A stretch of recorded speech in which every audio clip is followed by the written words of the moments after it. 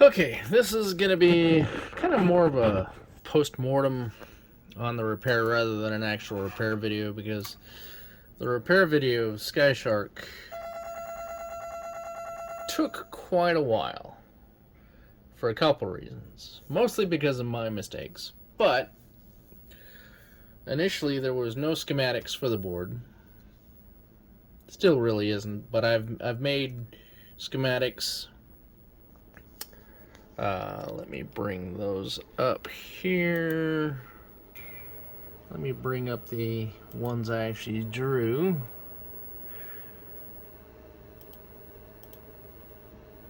Bear with me here for a second.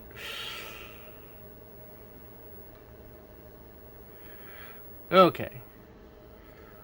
So, I originally started out by doing the I/O stuff because there was an I/O problem with the board. That was what I initially had the board for, was that the airplane would always go down. Or, yeah, down, because it's a vertical game. So I traced it down to N26 here and found out that this chip was bad. So I wound up replacing that chip, and then what happened is I set it aside, came back to it, and after replacing the chip, because I was doing something else, and then all I got was a black screen. So the black screen on SkyShark is because of the way the self-test works. The self-test on SkyShark doesn't turn the screen on. In fact, it turns the screen off during the first couple steps of the self-test. And then there's a bug in the self-test that if one of the steps fails, it won't turn the screen on and it'll lock up. So I had to go through MAME and debug MAME to figure out what was going on. And if you want, there's a thread on KLOV here that I created. See if you can see the URL there. That's the URL on KLOV. And it goes through the entire saga of what I did to fix this thing. So there was no schematics at all. So I sat down and I created the schematics. This is the I/O page here. And then I had to go, since it was a black screen, I didn't realize what was wrong until the very end. No spoilers yet. So I created this portion of the schematics, which has the 68,000 here, and then these are all the custom chips. This is Pallet Ram over here. This is the video chip. All sorts of fun stuff. And then, of course, I did the ROMs. This is going to be these are probably the graphics ROMs, I believe. And more graphics ROMs going into the customs. And then I did the sound section because of the bug in the ROMs. So basically the bug was if it succeeds in the tests, then it initializes the Z80 CPU for the sound system and then continues on. So what happens, the bug is that if it fails, it never initializes the Z80. So the Z80 is sitting there waiting for the 68,000 to initialize it. And then on a failure, the 68,000 skips that part to tell the Z80, yes, I'm ready. And so the 68,000 is sitting there waiting for the Z80 to say, hey, I'm ready, when the Z80 is sitting there waiting for the 68,000 to say, hey, I'm ready. So it just sits there in an infinite loop and deadlocks. So I made some changes to the ROMs so that deadlock no longer happens. Okay. So now, once I figured that out, I also modified the ROMs to always turn the screen on, so that I could see each step as it's going through. I don't know why they decided to turn the screen off, because that's having the screen on is actually kind of useful. And what I found out was, after doing all the schematics and doing all this stuff, I found out that the board had a pallet ram error. Okay, so the pallet ram are these two here. These are the two pallet rams. They go through these two buffers, and then this chip here at N26 is also involved, as well as these two here. And the RAM error I was getting was on this chip here. And what the Fluke here was showing was that 1 bit, well, actually 3 bits were stuck on this chip. So they were always high, no matter what. So when I wrote 00 to the pallet RAM using the Fluke, and then I read it back, it came back as A2, which showed me 3 bits that were stuck on. In order to use the Fluke on this board, I had to socket the 68000.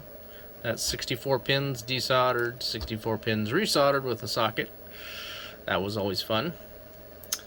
This chip here, pin 8, I believe it is.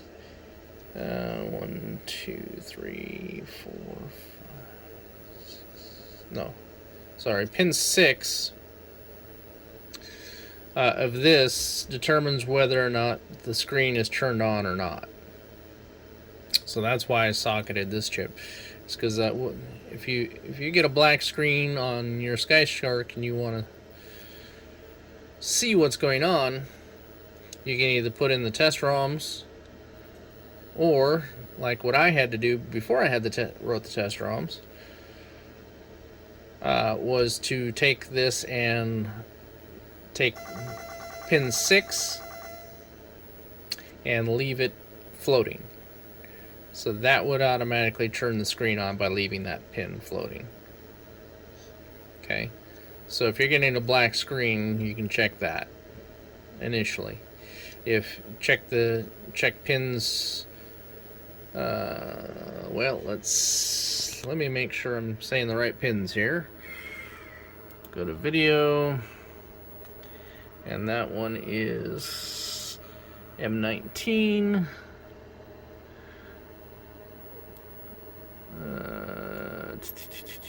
Where errors M19? Yeah, 4, 5, and 6. So 2A, 2B, and 2Y. So 2A, 2B, and 2Y. So by making this pin float, it was always turning the screen on, no matter what. You couldn't, even if the code turned the screen off, it'd still be on. So that's how I initially found the error, was that. And then I went through, after I figured that out, then I went and did everything in MAME to try to figure out, why is this not turning on? And that's where I found the bug in MAME, and that's where I went ahead and patched the code so that I didn't have to pull this chip out or any of the legs on that chip. Actually, you have to have the chip in there, but that one leg I had pulled out. Okay, so then it told me that I had a pallet ram error. Okay, and the way the pallet ram works, well, actually the way that the RAM tests work in the code, is it starts at the beginning address, fills all the way up to whatever the end address is, and then it works its way backwards. So it always failed on the very last byte in the RAM test, because that's the first one it tested. So with that, I thought, okay, maybe there's a problem with the RAMs. So I socketed these. Since they weren't socketed, I tested them in my needle-lock tester, and both of them tested fine. So then I was like, well, okay, maybe it's the buffers. So I socketed those, and then I still had the same problem. Okay, so with that information, I started using the Fluke with the 68,000 pod and the scope there to try to track down the issues. After lots and lots of running around in circles and talking to other people and figuring out what the heck I was doing wrong, I found that this chip had 2 broken traces on it. I'll have to insert a picture so that you can see what the broken traces look like. But the traces on this board are super tiny, they're super fragile, and they're easy to break. And the other problem is that everything is so compact on this board, it's hard to do anything. So what I had to do, because this chip here wasn't talking to this 245 over here, that would be K20. Is that K20? Yes, K20. You can look on the schematics now that they exist. So what I had to do is I had to run jumpers on the bottom of the board from there to there.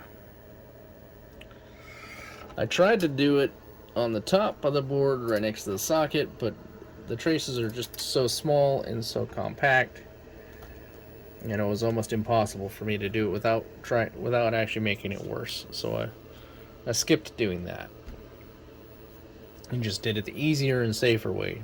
It's a little uglier, but it works. If somebody else wants to take this board and try to fix it in a cleaner way, then more power to them.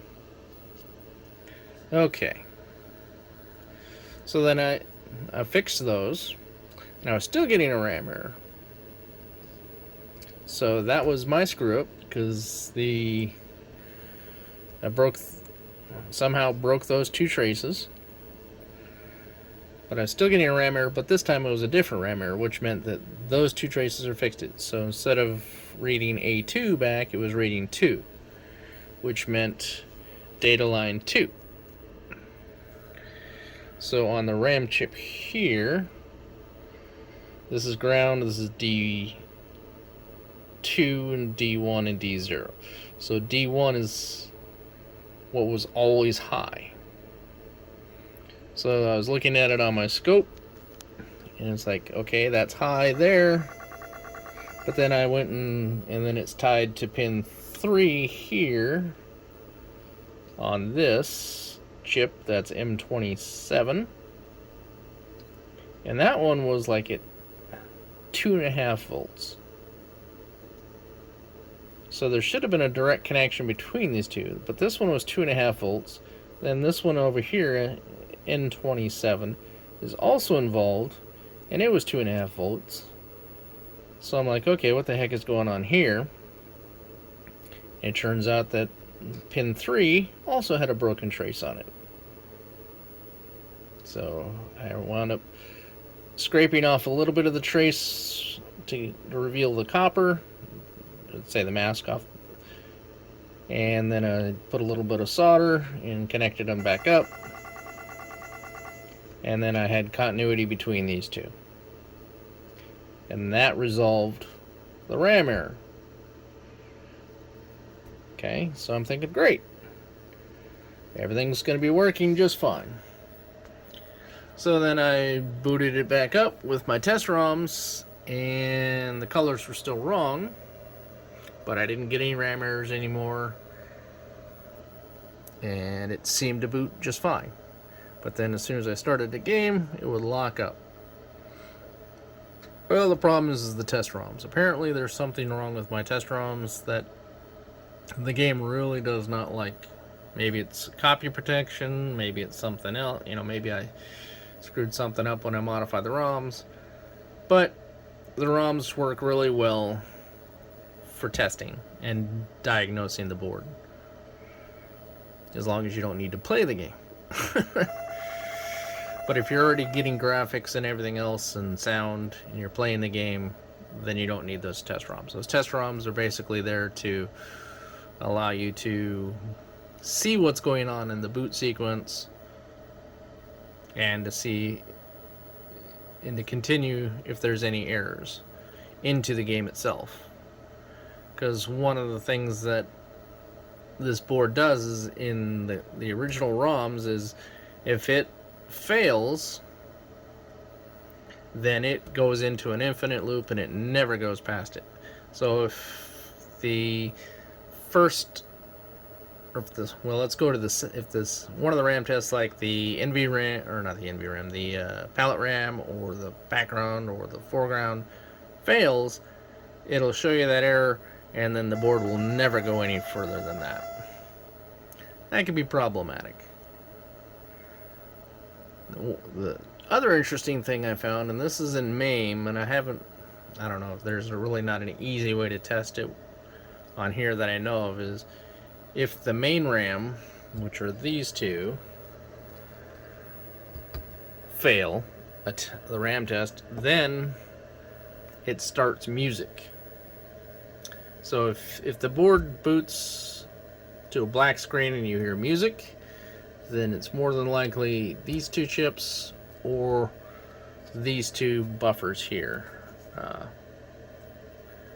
Because these are the buffers that but actually the 68,000, if you look at the schematics, the 68,000 talks directly to these RAMs.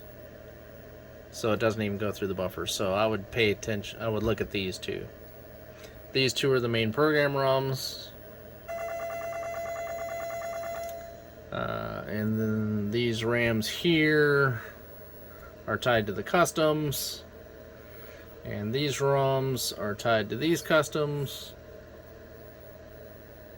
I believe that's correct, unless I'll have to look at my schematics again. Where are the customs? There's the LO2 customs. Yeah, the LO2 customs are not tied to the ROMs. Those are the LO1 customs are tied to those ROMs, I believe. Let's take a look at the ROMs. Yeah, those are the LO1 customs. The LO1 customs are tied to the ROMs, and it goes this one is tied to these four. This one is tied to the next four, and then this one is tied to these three. I have no idea what that custom is used for, never got to it. In fact, most of this side of the board is not in the schematics at all. I have no idea what that's used for, but that's okay. This custom chip here, this is the Dsp Processor. This chip here is the video chip. This is the Z80 for the audio, which was not socketed on this board. I socketed it. And this is pretty much the audio section over here. Okay. And I've mapped out all the I/O, what all these resistors go to, and everything else over here. That's all on the schematics. So, what did I do wrong? Well, I broke two traces on this chip. I broke a trace on that chip. And because it looked good and I tested it with a multimeter and it seemed good, then I just assumed that they were working. Now the problem with the broken traces like on this particular chip is that I was testing the continuity from, say, here to here, and it was good, but from here to here wasn't good. So by testing it, but I didn't test from here to here, I tested from here to here and said, oh, I'm getting continuity. Well, that's because the traces on these chips go on the bottom side of the board, and then these traces go on the top side of the board. So I was testing so the trace on the bottom side of the board was just fine. It was the trace on the top side of the board that was broken. So my mistake was not testing continuity between this chip, and then this chip and this chip up here. Had I tested the continuity between these two, I would have noticed that, oh, those aren't connected for some reason, and I would have had to figure out what was going on. Instead, okay, that's good, and then moved on. So I made an assumption, and I didn't double check my work the correct way. So I spent a lot of time chasing my tail on this. Okay, what else did I do wrong on here? Well, I learned how to use the Fluke better, and I learned how to use my scope better. So pulling these chips and testing them in the future is not going to be necessary, or it's going to be a super last resort, because I know now how to test these, and I know how to test these with the Fluke and the scope to make sure that I'm getting what I should be getting. Okay, so on this particular board, these chips were actually socketed, which was kind of cool. On another SkyShark board that I have, they are not socketed. In fact, almost nothing on the board is socketed except for the EEPROMs. This one was not socketed. I socketed that one because I was doing the schematics, and I wanted to verify that a couple pins were not connected, and that it was just not me going, I can't find it. So that's why I socketed that one. Amazingly enough, the big chips socketed, no problems. It's the small chips that I socketed, I had problems. Go figure. So that's pretty much it for this one. You can go to the KLOV thread and read lots. It's 9 pages of information. Everything that I went through, all my mistakes, and a lot of useful information in there, especially if you want to know how the game works, and how the diagnostics work, and if you need a copy of the schematics.